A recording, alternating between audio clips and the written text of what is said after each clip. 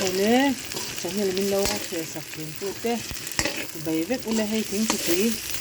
ron kanga tel hne dewin ka thum phota tuni to hei tel hne dewin ka kanga hei tel hne chewa voi chal me han kan hanin pakan pa ui thin kan te po anga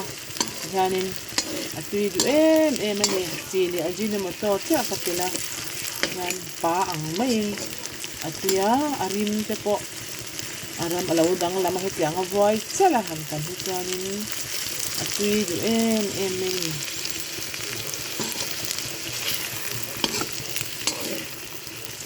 voi chal min chala nam dang hian thingthupui ei om hi kala khomya lawa nang ni nam dang thingthupui ei in ho te an ei lai ve di kala ho be lo mi zo chau hian em mo mi ei le o ka ti thingthupui hi